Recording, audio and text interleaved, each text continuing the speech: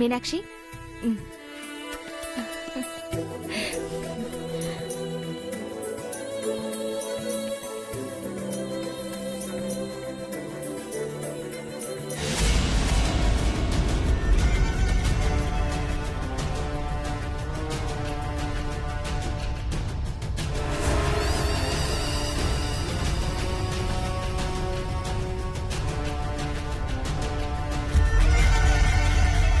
మీనాక్షిని గదిలోకి పంపి తలుపులు పెట్టారంటే ఫస్ట్ నైట్ చెడగొట్టడం కష్టం అవుతుంది. ఈలోగానే ఏదో ఒకటి చేయాలి.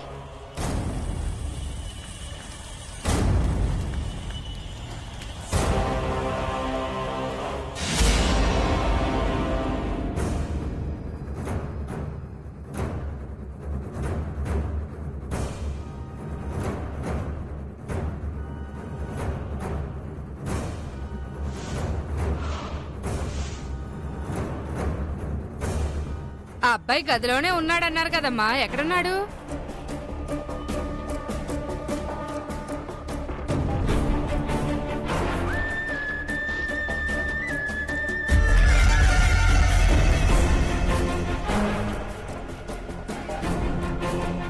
బయటన్నారేమో చూసొస్తాను.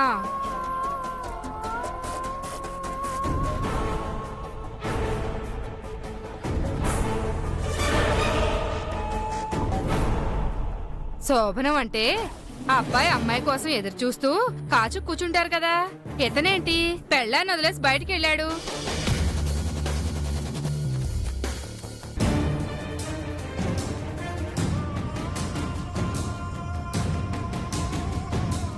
బావగారు, ఏంటి మహేశ్వరి, కార్తీక్ గదిలోనే ఉన్నాడన్నారుగా, కనిపించడం లేదు. కనిపించకపోవటం ఏంటి? నేనే దించొచ్చాను. పద చూద్దాం.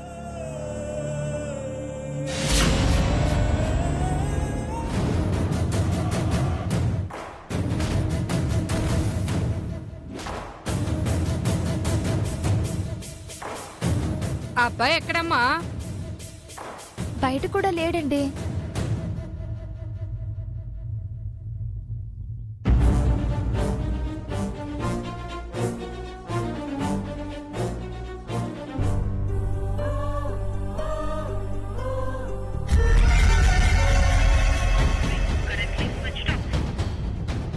ముహూర్త సమయం దగ్గర పడుతుంది.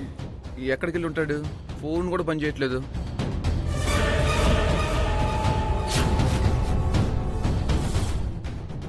ఛార్జింగ్ అయిపోయిందేమో బావగారు. వెళ్ళేవాడు ముందుగా ఒక మాట చెప్పి వెళ్ళొచ్చు కదా. మనం కంగారు పడతాను కూడా, లేకపోతే ఎలాగా? ముఖ్యమైన పనుండి వెళ్ళారేమో అన్నయ్య, వచ్చేస్తారులే. ఈ సమయంలో ముఖ్యమైన పనులు ఏంటమ్మా?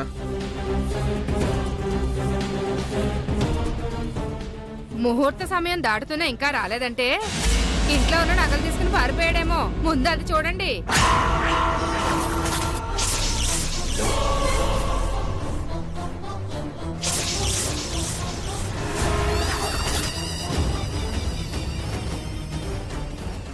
ఏంటా మాటలు? జాగ్రత్త మాట్లాడు.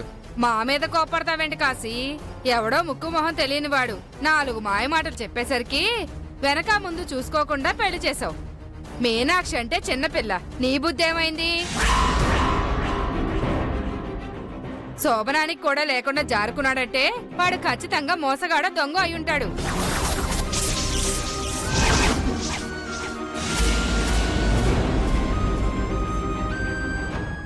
మీనాక్షి తల మీద దురదృష్టం దుప్పటేసుకుని పడుకున్నట్టుంది. ఒకదాని తర్వాత ఒకటి అంతా కీడే జరుగుతుంది.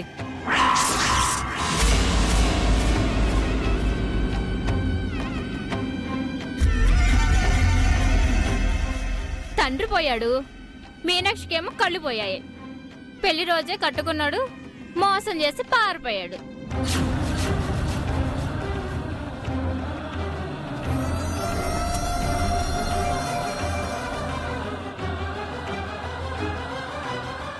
ఇంకా నయం, శోభనం అయ్యాక పారిపోలేదు. మీనాక్షి బతుకు కుక్కలు చింపిన ఇస్త్రాకయ్యేది. ఇంకొక మాట మాట్లాడితే కిలో రేపటి మొహం పడ కొడతాను. వెళ్ళండి. అబ్బో, దారిని పోయేవాడిని తీసుకొచ్చి చెల్లెలు కట్ట పెడితే తప్పులేదు గాని మేమంటే మాత్రం పొడుచుకొచ్చింది. పదండే పోదాం. పదండే.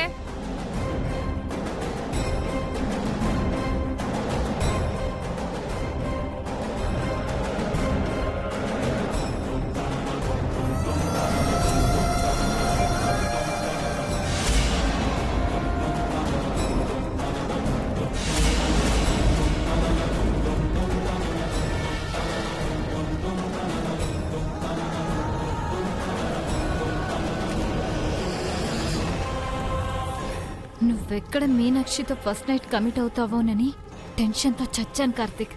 నా మీదున్న ఇష్టంతో నువ్వే ఫస్ట్ నైట్ క్యాన్సిల్ చేసినందుకు చాలా థ్యాంక్స్.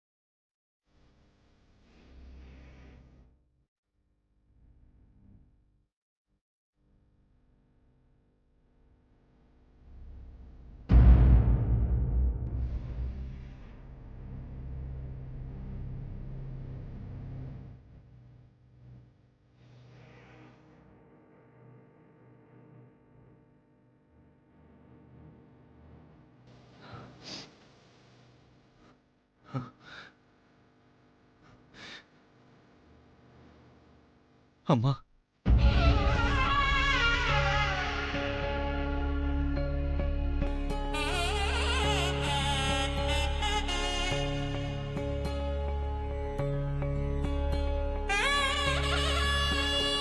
ఏంటమ్మా మనకి కర్మ? ఒక నీచుణ్ణి నాన్న గుడ్డిగా నమ్మినందుకు ఆ దేవుడు ఇంత శిక్ష వేశాడేంటమ్మా?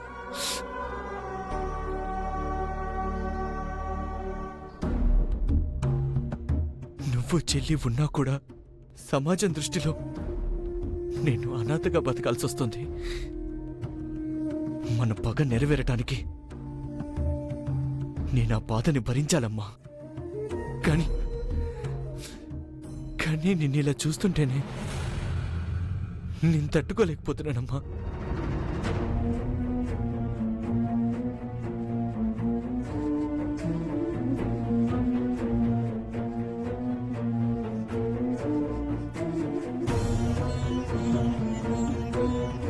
నన్ను ఎత్తుకొని ఆడించిన ఈ చేతులు అచేతనంగా పడున్నాయి.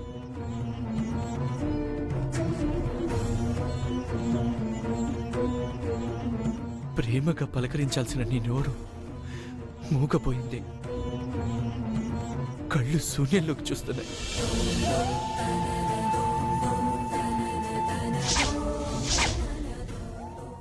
నాన్న చావుకి కారణమై మనకి దుస్థితి పట్టించిన భానుమూర్తిని వదిలిపెట్టనమ్మా, వదిలిపెట్టను.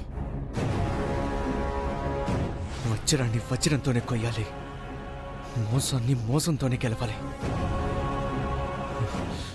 వాడు ఎలాగైతే మన కుటుంబాన్ని బజారుకి ఇచ్చాడో, నేను కూడా వాడిని పిచ్చకాడిలా రోడ్డు మీదకి లాగి వాడి ప్రాణం తీసి ఎంతకాలంగా క్షోభిస్తున్న నీ మనసుకి శాంతి కలిగిస్తానమ్మా.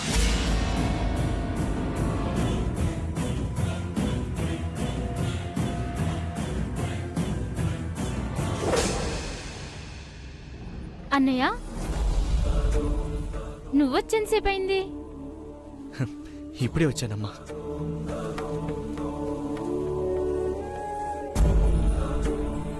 ఏంటమ్మా అలా చూస్తున్నావు? ఈ బట్టలు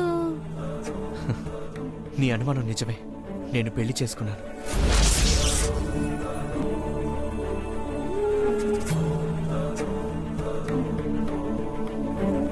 అవును గీత, నేను అనుకున్నది సాధించే ప్రయత్నంలో తప్పనిసరి పరిస్థితుల్లో ఒక అమాయకురాలి మెడలో తాళి కట్టాల్సి వచ్చింది.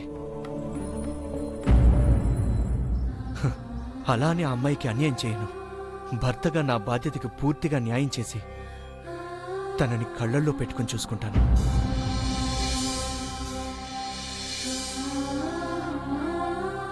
నీ పెళ్లి చూడలేకపోయానన్న బాధే తప్ప నువ్వు పెళ్లి చేసుకున్నందుకు నాకు చాలా సంతోషంగా ఉందన్నయ్య. మన పరిస్థితి అలాంటిదే గీత. నువ్వు అమ్మ ఉండి కూడా అనాథలా పెళ్లి చేసుకోవాల్సిన పరిస్థితి. మీ అమ్మకి తన కోడల్ని తీసుకొచ్చి చూపించలేని దుస్థితి. డాక్టర్ గారు వచ్చి రెగ్యులర్గా చెక్ చేస్తున్నారా? వచ్చారన్నయ్య. ట్రీట్మెంట్లకి చెకప్లకి 1,50,000 దాకా ఖర్చు అవుద్దన్నారు.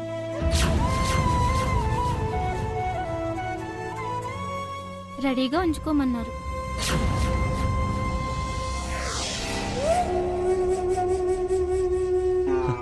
నువ్వేం టెన్షన్ పడకు, నేను అరేంజ్ చేస్తా.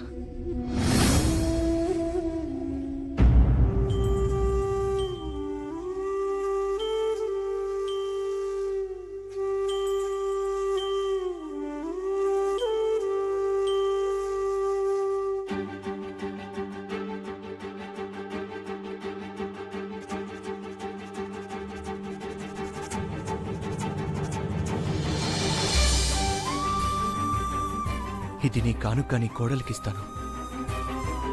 వెళ్ళొస్తానమ్మా. వెళ్ళొస్తాను గీత. ఉమ్.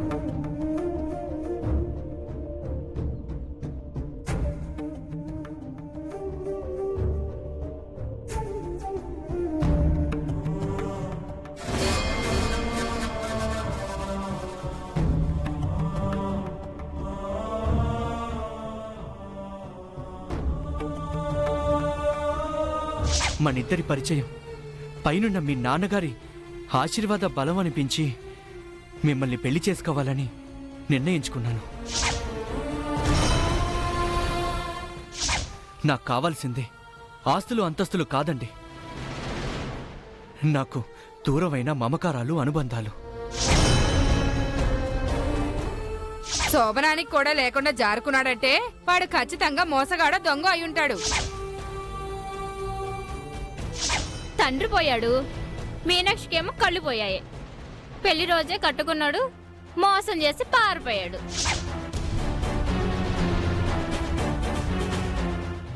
కార్తీక్ మాయమైతే ఫస్ట్ నైట్ తప్పించాడని చాలా హ్యాపీగా ఫీల్ అయ్యాను. కానీ ఇంత ఆలస్యమైనా వెనక్కి రాలేదంటే నిజంగానే ఎటైనా వెళ్ళిపోయాడా? ఫోన్ కూడా ఇంకా స్విచ్ ఆఫ్లోనే ఉంది. ఏమై ఉంటుంది? ఇంకొకసారి ట్రై చేద్దాం.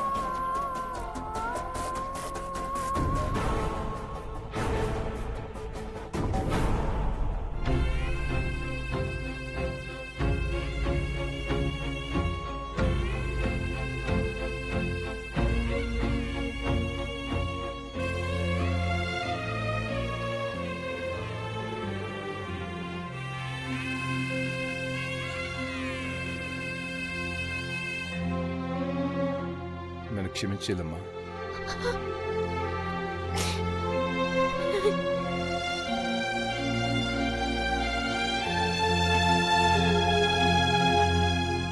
నువ్వు పెళ్లి చేసుకుని పట్టుబట్టినప్పుడు నేను సరే అని ఉంటే నీకు బాధే ఉండేది కదా చెల్లెమ్మ. వాడి మాటలకు నేను కూడా మోసపోయి చూస్తూ చూస్తూ నేనే నీ జీవితాన్ని అన్యాయం చేశాను.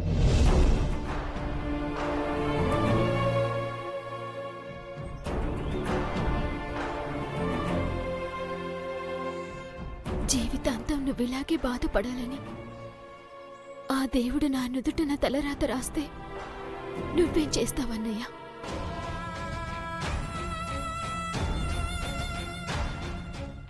కర్మఫలం వల్ల చంద్రుడికి గ్రహణం పడుతుంది, కానీ అందులో ఆకాశం చేసే తప్పే ఉంటుంది. గ్రహణం పట్టిందని చంద్రుడు బాధపడుతూ కూర్చుంటాడా మీనాక్షి? హ, అది వదిలిపోయాక ఎప్పటిలాగే వెన్నెల పంచుతాడు. అలాగే జరిగింది తలుచుకుంటూ కుమిలిపోకుండా నువ్వు కూడా మామూలు మనిషి అయితేనే మాకు ధైర్యంగా ఉంటుంది.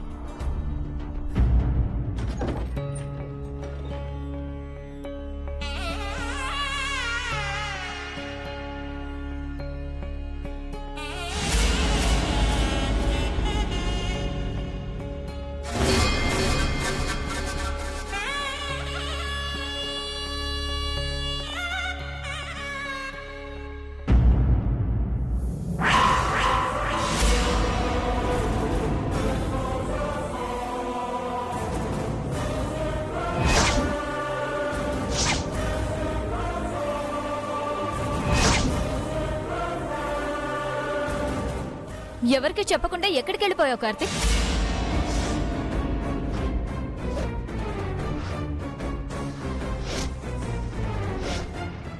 నువ్వెవరో తెలియకపోయిన నీ మాటలు నమ్మి నా చెల్లిని కట్టబెడితే దాని కంట నీళ్ళు ఇప్పిస్తావా? నీళ్ళంటే వదిలిపెట్టకూడదురా నిన్ను. అన్నయ్య,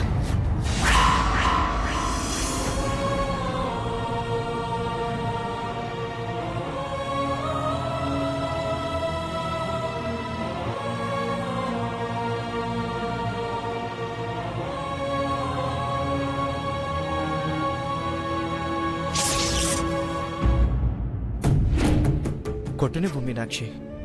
మీ అన్నయ్య నన్ను కొడితేనే నేను చేసిన తప్పుకి ప్రాయశ్చిత్తం అవుతుంది.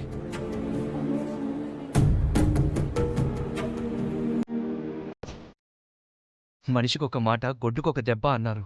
మనిద్దరం సంతోషంగా ఉండాల్సిన సుఖ సమయంలో మీకు చెప్పకుండా వెళ్ళి పశువులా ప్రవర్తించి నీ మనసు బాధ పెట్టాను. మీ అన్నయ్య కొట్టే దెబ్బతోనైనా నా తప్పుకి శిక్ష అనుభవించని.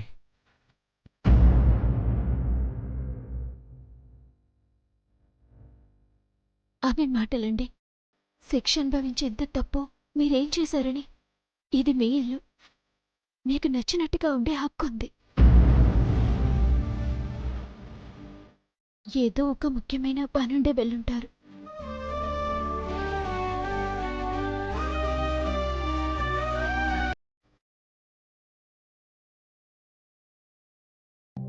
నీ పక్కనుండాల్సిన ఈ సమయంలో ఉండకుండా నేను ఎటు వెళ్ళానో తెలియక నువ్వు ఎంత ఏడ్చుంటావో, మీరంతా ఎంత టెన్షన్ పడుంటారో నేను ఊహించగలను మీనాక్షి.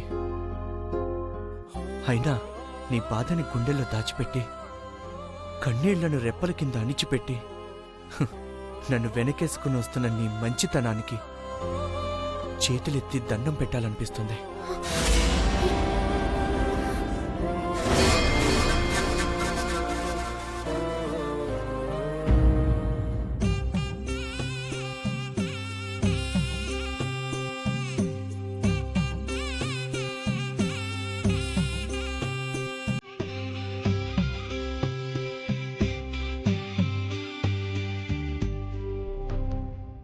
ఈ రోజు నిన్ను బాధపెట్టుండొచ్చు మీనాక్షి, కాని జీవితాంతం మనిద్దరం సంతోషంగా ఉండాలన్న ఉద్దేశంతో మాత్రమే నేను నీకు చెప్పకుండా వెళ్లాల్సొచ్చింది. దానికి కారణం చెప్తే పంపరన్న ఉద్దేశమే తప్ప మరొకటి లేదు.